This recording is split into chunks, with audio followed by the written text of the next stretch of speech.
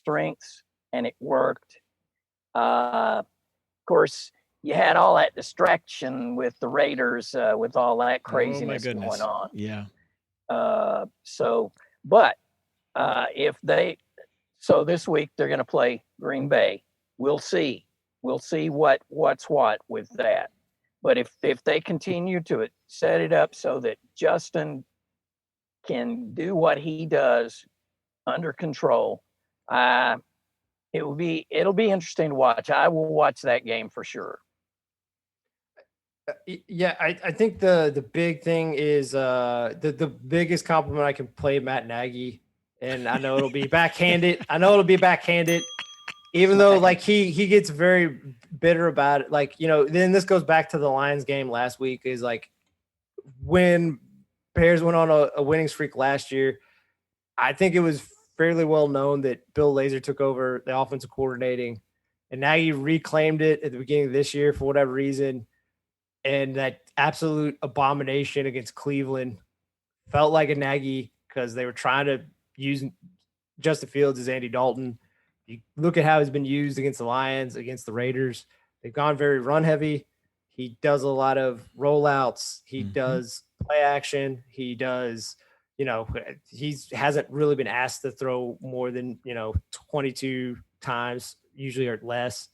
He can get you big plays because of how well they've been able to run the ball with David Montgomery, or after he was injured. Damian Williams played well. And Khalil Herbert, Khalil Herbert kind of showed in the first game against the Rams on the kick return. That man has some juice. So, they have 3 very good running backs, and I don't know if this guy will even come back, but supposedly, if he is healthy, which it feels like maybe he's not, Tyreek Cohen maybe is on the way back. I don't know. So that just adds another guy they can maybe use out of the backfield. So, they are intriguing, but I think the biggest thing is I want to give also credit to Nagy for hiring, not to say he had a lot of options, but hiring a decipher defensive coordinator after the shaking game against the Rams. For the most part, Chicago's defense has tightened up. Agree. And Khalil Mack has played to the level in which he's getting paid. And even Robert Quinn, who felt like he stole money last year, he's starting to pay back for it.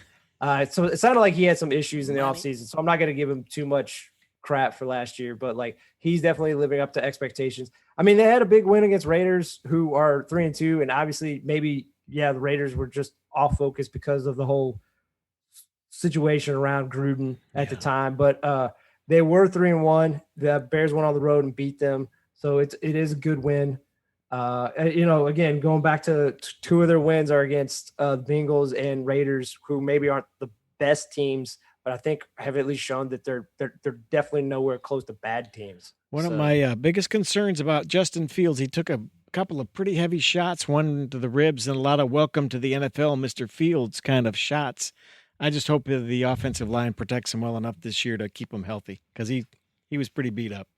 Speaking of games that are intriguing to me, what about speaking of one of the teams that beat KC a while back, what about the Chargers? How about that? Oh, I think we're in a golden age for that, 5 young quarterbacks. I mean, and you're watching guys who are going to be around a long time. So it's been like a sea change. The only person left of the old school is sort of Brady. Anyway, I guess he is the mainstay. But the Chargers, I think they've got everything they need. I do.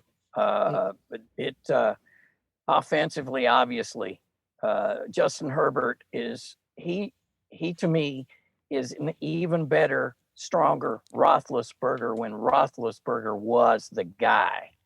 He talk about taking some shots. He took some shots and just looked at guys. So you don't want to do that often. But anyway, impressive. Very impressive with those guys. Yeah, I just think, you look at Cleveland, again, they're a 3-2 team, but again, like the Chiefs, even though they're above 500, you look at their losses. I mean, you look at what the Chargers are, that is clearly not a bad loss. And even though KC is 2-3, that's a good loss to have. If you're going to lose to a team, lose to KC. Like Cleveland is beating everyone they should beat. Like, I guess if we're going to get little dark on the Browns, I think Baker is good. But again, like what we're kind of talking about with Herbert, I mean, you look at he's in year 2. Mm-hmm. And if you go back and watch that game, they had multiple points in where they allowed him to go for it on 4th down. And it's not like 4th and 1. They had him going for it on 4th and 7 and him converting. I think he converted at least 3 or 4, like 4th downs. And I think at least 2 to 3 of them were long. I know at least 2 of them were 4th and 7 or 4th and 6 or whatever. They just have so much trust in a guy who's just entering his 2nd year. And Mike Williams has shown flashes for a lot of years, and some of it's more due to durability issues that he's had, but he is like been unlocked. Keenan Allen is still one of the best receivers in the game, even though I know maybe statistically he's not showing it, but still Austin Eckler is playing at an absurd level. And they just have so much talent on a defense, and they're just so well coached. It feels now that they feel like a team that went from just a contender to like, I think they could win the Super Bowl. Yeah. Yeah, I think they have all the juice. To talk a little bit about Cleveland, I don't give Baker Mayfield a long time there. I don't think they will re-sign him unless it changes around a lot, because minute 26 left, you got no timeouts, and he's dropping the ball in the middle of the field. No, you don't do that. Plus, they ran the ball on 3rd down. That tells me that Stefanski does not trust Baker to make those outside To take throws. a shot. And he obviously has no chemistry at all with OBJ. None. So if Landry's not in there, their passing game is pretty flat.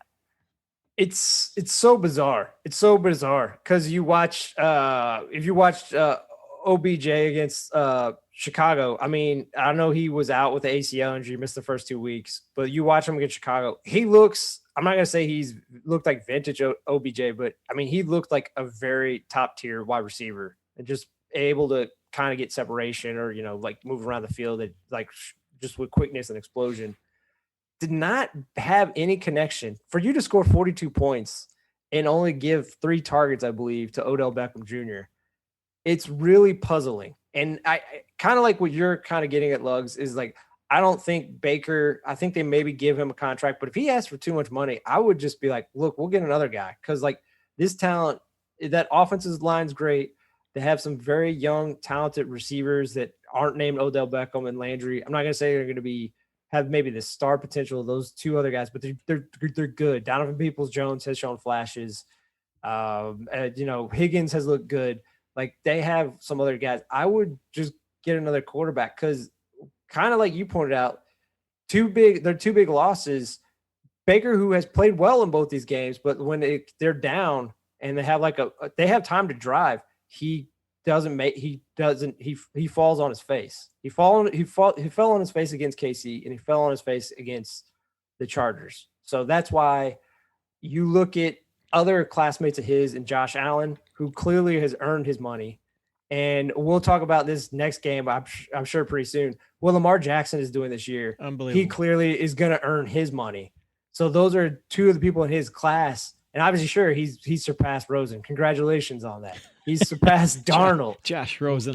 Sam. Also, congratulations. But like you look at what Lamar and Josh Allen are capable of, there's no way, even if he works as hard as he can for every day in a year, Baker will never come close to being the physical talents and the overall capabilities of what Lamar Jackson and what Josh Allen are capable of. Okay, talk about Lamar. He is carrying the Ravens on his back, is he not?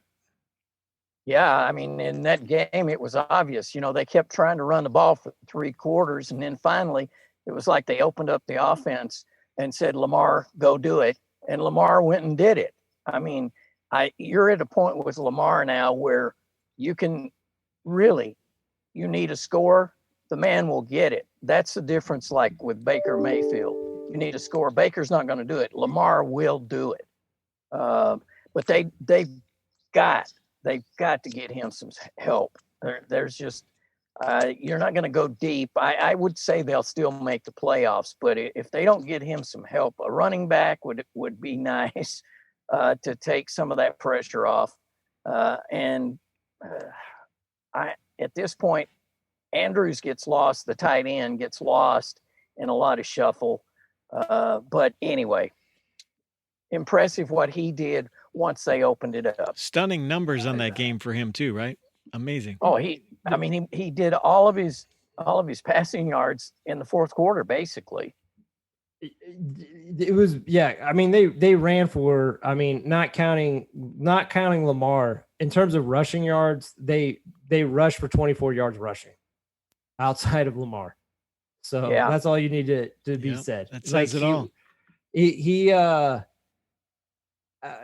know, and the scary thing is too, like, you look at what obviously he played poorly in the Lions game for the most part in terms of dropping probably 2 touchdowns in Marquise Brown.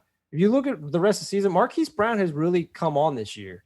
So Lamar finally has a legitimate outside receiver. And again, what was his weakness was not being able to pass the ball consistently outside. His touchdown to Marquise Brown in the third quarter, that was an outside the hash marks throw. That was a beautiful deep throw. So he's added that.